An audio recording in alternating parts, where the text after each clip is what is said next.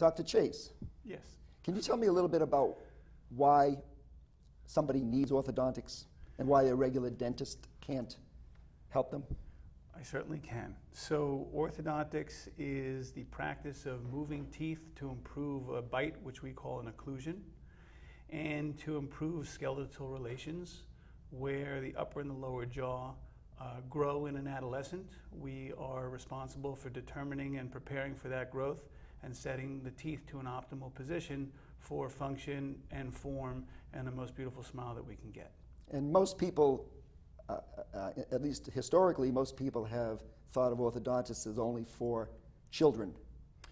Historically, only for children, historically, only for aesthetics, but there are, since the advent, and I may be getting a little ahead of myself, or since the, not advent, but since the introduction of Invisalign, we're seeing a huge increase in adult orthodontics, but we've done adult orthodontics for years and years and years with braces. It just had to be a brave adult who would want to wear braces as opposed to somebody who is not as brave and has to hide that. We'll get to the adults in a minute, but right now, there are certain ages that are considered ideal to start talking about whether a child needs orthodontic work. Does maybe Dr. Cohen could address that? Well, we like to first see the children around age 7. We may not begin orthodontics or begin any treatment at that time, but we can sort of watch the way that they're growing and make sure that we do initiate the treatment at the right time. And is it different ages for boys and girls as far as when they might be starting the actual regimen treatment? I mean, girls tend to mature a little bit younger, but we pretty much start braces or orthodontic treatment at the same time for both males and females. Ask each of the orthodontists who are here to tell me how they got interested in this profession. And I think that Dr. Chase, it's not hard for me to figure that out because your father is Dr. Chavez, who founded Arch Orthodontics 38 years ago in Stoughton. He is, but that really isn't the reason why I ended up here. Even I'll be surprised. Listen, he's a really unique individual. I have 3 siblings. He never pushed orthodontics on any one of us. He told us. But good tooth care, he did. Oh yeah, of course. Yeah, hygiene, of course. But he told us by how we lived that it was a good profession. He told us by how happy he was when he came home, how great he enjoyed his work. And it wasn't even that motivated me to get into dentistry. I was headed to Wall Street when I was in college. That was my goal. I wanted to go to Wall Street, and I think I made a left turn and ended up not in Wall Street. I had a phone call from one of my uncles who happens to also be an orthodontist, and he's like, "What are you going to do with your life?" I was a freshman in college, and I said, "Where'd you go to college?" SUNY Albany. And I said, I don't really know. I said, I want to be in business. He said, well, what kind of business do you want to be in? And I didn't really have a picture of what the business was. And he said, well, so what do you think of orthodontics? I said, well, it's a cool thing. He goes, well, you like biology, you like math, you like science, you like people, and it happens to be business.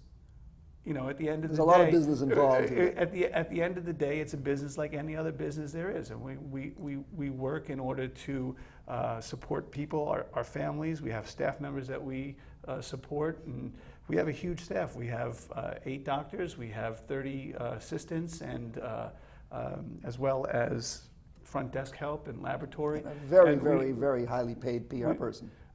Overpaid, I think. That's a joke. It's a joke. It's like pulling teeth. Go ahead.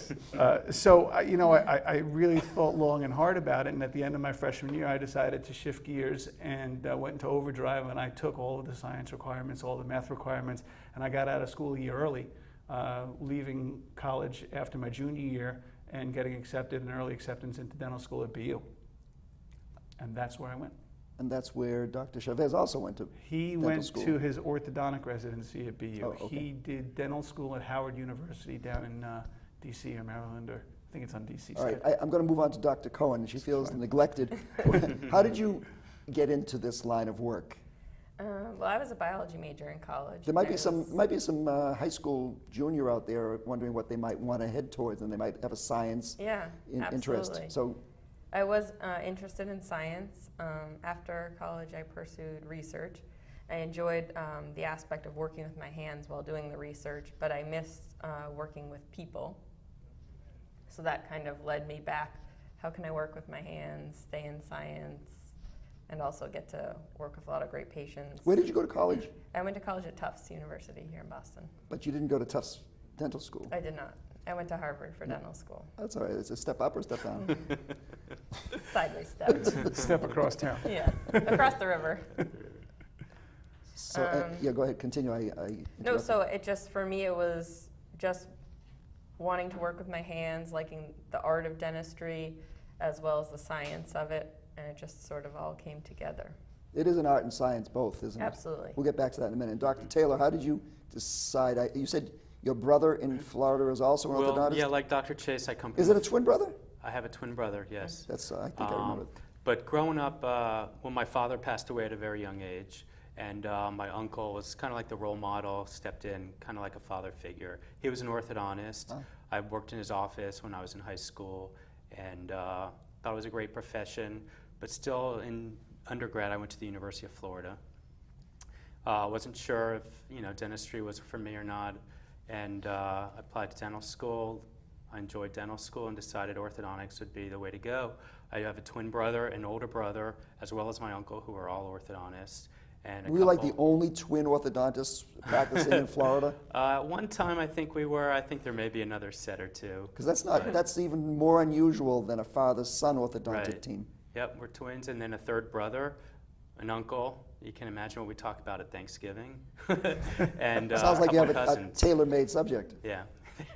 Dr. Taylor. A couple cousins too who are orthodontists. So Wow. it's kind of in the family. But I just I love it. It's great. I love working with children and adults. Like Dr. Cohen said, I like working with my hands, and just being able to really change someone's smile and just see the change in their self-esteem. It really is amazing. Well, that's It's a what I great was getting at profession. before with the talking about Mhm. creating a whole change in the person's Yep. not being self-conscious about it, self-esteem. It's the whole smile thing is Right. something intangible, more beyond, well beyond just the teeth, right?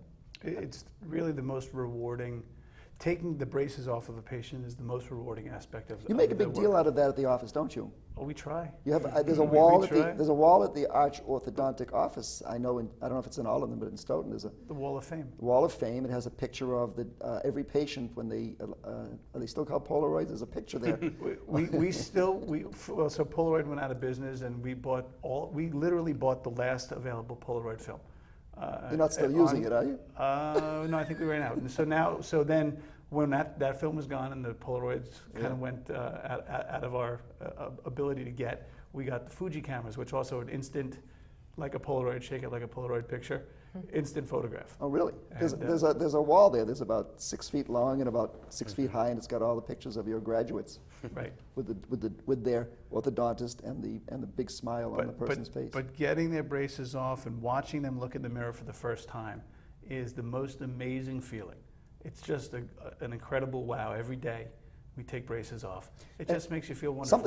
Is there an anecdote that anybody wants to share from some treatment where the patient there was a sudden epiphany? The person was so excited and it Yeah. basically changed their life or changed their career. Yep.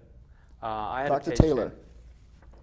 I had a patient, an adolescent, who really had some messed up teeth. How old? I'd say she's probably about 15.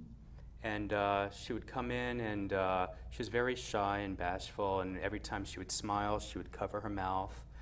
And we put braces on and made huge improvements. Her personality changed. She was bubbly, lively, happy, smiled, never covered her mouth anymore. And it turns out she wants to go to dental school and probably wants to become an orthodontist because of that. So, yeah, it's very rewarding. It really is. I get goosebumps Well, as I say that. but it helps her really own is. self-esteem to that.